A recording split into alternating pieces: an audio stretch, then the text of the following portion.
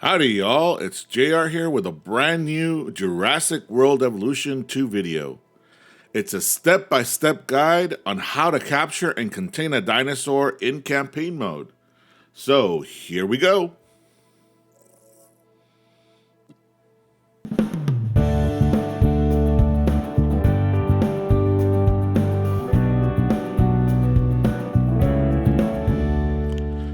But first, a word from our most beloved chaos theoretician, Dr. Ian Malcolm.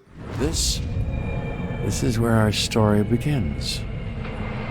A scientific breakthrough without any consideration of the consequences. So nature did what it does and unleashed chaos. This time, we were deeper into the illusion of control, and the chaos brought something much worse. And for a moment, we remembered how precious life is. But time has a funny way of softening our memory of what it's like to lose control. And ambition. Ambition is a persistent thing. For the dinosaurs left behind, time was becoming immaterial. From miracles of science to assets destined for exploitation.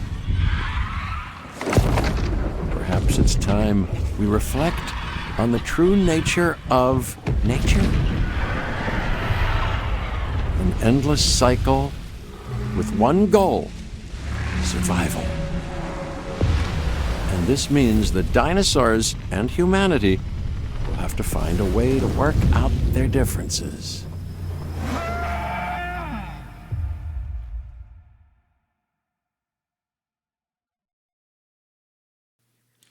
Good old Dr. Malcolm always has a positive take on every situation. Dinosaurs are now roaming free in the United States, and it's up to us to capture them. Let's take a little trip down to the south, to the desert state of Arizona, to learn what tools we have to wrangle up these dinos. To us, a desert is a wasteland, devoid of anything but the most extreme examples of life. But creatures once thrived in these lands hundreds of millions of years ago. Given the geological history that we're dealing with, dinosaurs walking among the tumbleweeds isn't that much of a stretch. The current situation, where dinosaurs are running wild, is untenable to those in charge, well, those that think they're in charge. So we're left with a problem or an opportunity. This is where you come in. They've ignored my warnings before, but maybe this time with you, it's going to be different. I'm willing to embrace the uncertainty.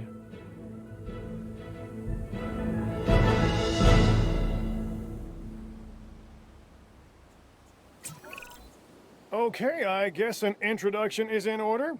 I'm Cabot Finch, Assistant Director of the U.S. Department of Fish and Wildlife.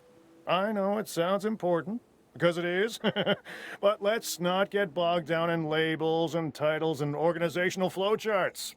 I'll make this easy. You work for me. See, nothing to it. You'll be working with the experts. This is Claire Deering and Owen Grady. And yes, we have first-hand experience with the dinosaurs. I'm the former operations manager at Jurassic World. Owen and I actually helped build the park.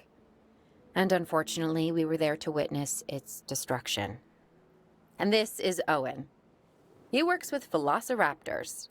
You could call me a dinosaur wrangler, though officially I'm an animal behaviorist. I was just building a level of trust with them when this happens. Okay, so we'll need to get a few things in place ASAP. Start with a response facility, equipped with both a Ranger Team 4x4 and a capture team helicopter. Okay, so first things first, we can find the response facility right here on the left side of the screen. They even highlighted it for us. The response facility, or Ranger Station as I call it, will always be under the Operations tab. Ranger teams monitor dinosaur welfare and make park repairs. The capture team tranquilizes dinosaurs ready for relocation. And they've highlighted where we put the ranger station, so here we go. We are making excellent progress, so let's stay focused. Next step, building a backup generator. Then feeding the energy it creates to the response facility. And also make sure the building is connected to the path network. It only does us good if it's operational. I got a little bit ahead of myself there.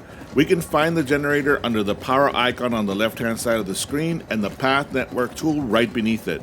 I'm gonna connect the ranger station to the path so that we can continue. Hey, Claire. We may have trouble tracking this dinosaur from the ground, and even more trouble if we're lucky enough to find it. Then the sensible thing is to take a capture team helicopter. You can trank it from the air. See? I like the way I think.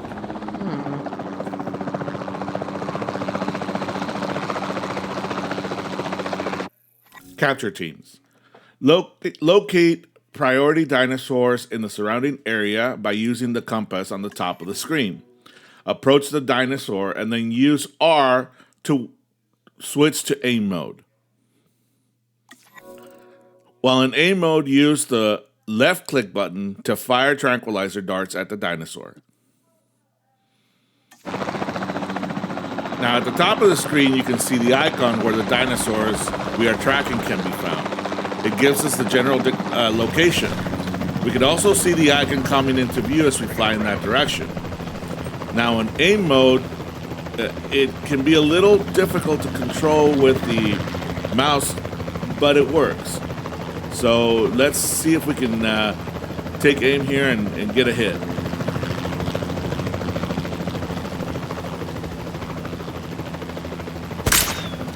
Okay, that's a hit. Now, the sedative only went 69%. So let's follow the dinosaur so if I can hit it again. And we fire. Oh, missed that one. Let's see. There we go. Hit it again. Nope, missed it again. Okay, third time's a charm. There he goes. He's down. Claire, this is Owen. I copy you. We have it. Capture successful. I knew you'd do it. Never had a doubt. Really? Well, maybe one or two. Well, it's better than usual. I'll take it. Now, where do we take this dinosaur? We have the enclosure. We just need you to deliver. Hey, don't I always? Wait, you don't have to answer that. Once again, I got ahead of myself. We used the transport team to take the dinosaur to the enclosure. You can find it at the bottom on the left-hand side of the screen.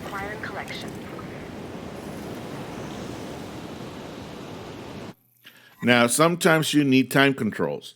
Pause the time using the space bar to take stock of the important moments in the plan out of your facility. Accelerate the time using 3 to skip through processes such as dinosaur transport. Moderate usage of accelerated time to ensure problems in your facilities don't get out of hand.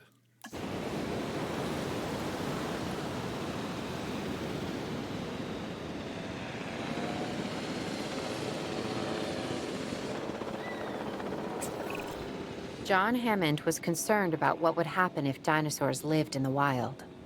It adds a whole new level of challenge, and perhaps opportunity.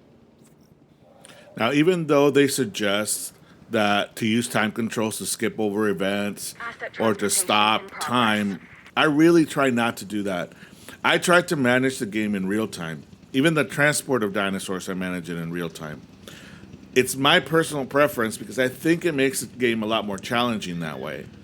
You have to find things to do while the animal is in transport so you can keep the game going instead of just sitting there and doing nothing. For example, here I'm trying to find what the next step is supposed to be. Now I'm jumping ahead, but because this is a tutorial. However, the whole point is to make the animal comfortable, so I need to find out, once the animal's in the enclosure, what makes him comfortable. So once it's down into the enclosure, we'll take the next steps that we need to in order to make the animal comfortable.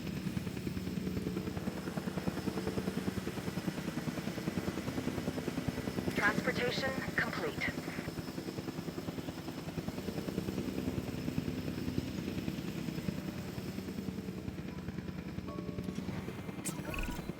Ooh, I instantly recognize this dinosaur. Kind of hard to forget once you've been trapped in a room with one. We couldn't save that baryonyx, but we can certainly help this one.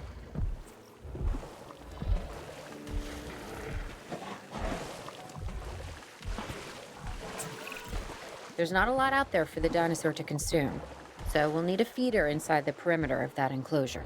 Hungry dinosaurs make me nervous. Can't disagree with you there. Now it's time to look at the dinosaur's environment to see what it needs to be comfortable. A feeder is the most important. Of course, we can't have any hungry dinosaurs because they'll try and escape. Now, all the things that dinosaurs might need can be found in the Environment tab on the left side of the screen. Anything from foliage to food to the type of sand or dirt it needs to rocks, all of that can be found under that tab.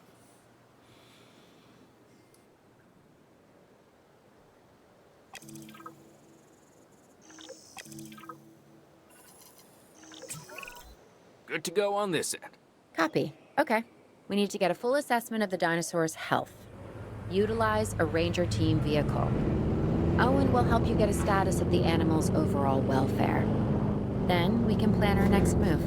We really need that? A plan? I mean, I've always been more of a just make it up as I go kind of guy. Tell you what, if this doesn't work, we'll try your way. That sort of sounds like a plan. Now, ranger teams provide the latest dinosaur welfare information via status check. You construct a ranger post inside the enclosure so you can see all the species, and then the ranger team are assigned to that ranger post so they can do the status checks. Now here, however, I'm doing the status checks manually just to do the first status check myself.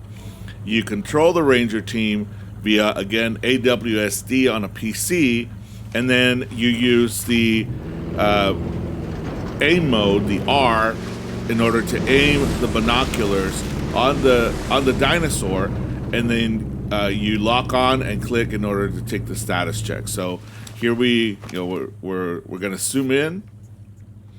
Doesn't look like we're close enough.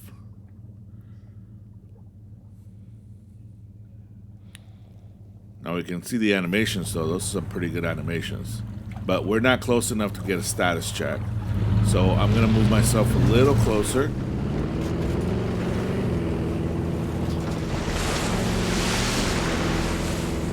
Get a better view of the dinosaur while he's eating. Okay, hopefully it doesn't move too far away. Still not close enough. Okay. See, I don't know how deep the water is for the Jeep, but I don't want to get stuck inside the water. I need to get a little bit closer. Okay, here we go. Okay, status check. Perfect. We click on it and we're good. Check complete. While we can't replicate what we had on the islands, we still have to do what we can to get the dinosaurs more comfortable with their current surroundings here in Arizona. Sunscreen and drinks by the pool? How's that sound? Are you seriously asking? Or pretend asking? Okay, Claire, how about we add some preferred terrain to their pens instead? Better? See, now that we know what the dinosaur needs, we can let go of the ranger team and allow them to go back to the station while we fill up the enclosure with the environmental things that they need. In this particular situation, he needs additional rocks. So we're going to add, additional rocks so we can get him leveled up to beyond 95% comfort.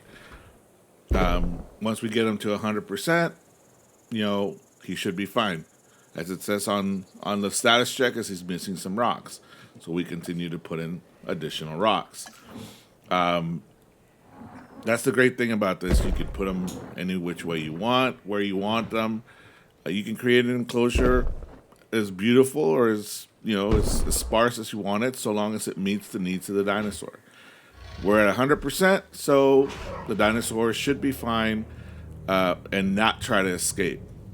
It's kind of leery when they walk around the edge of the fence because usually that means they're trying to find a way to escape. So I'm just going to add a couple more rocks just for aesthetics. just to make it look a little bit better. But for all intents and purposes, we're pretty much done. We've got to monitor these dinosaurs more closely. That means setting up a ranger post inside their enclosure. It sounds crazy, I know, but this'll work. Trust me. So the final thing to do is put that ranger post in. I'm trying to find the most central place in order to cover the entire enclosure so that there doesn't have to be an issue where the dinosaur is. And now all we need to do is assign the ranger team to monitor that enclosure. We do that by clicking on the ranger car, going to the add task, and then we click on the ranger post, and that puts the team to monitor it.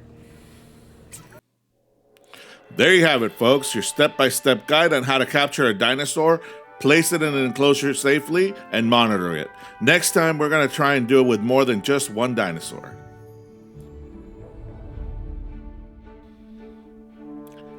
If you enjoyed the video, please hit the like button. It helps us with the algorithm. If you enjoy our content, don't forget to subscribe to the channel. And if you want to know when we upload more videos, click on the bell icon. Thanks for watching. Until next time, adios.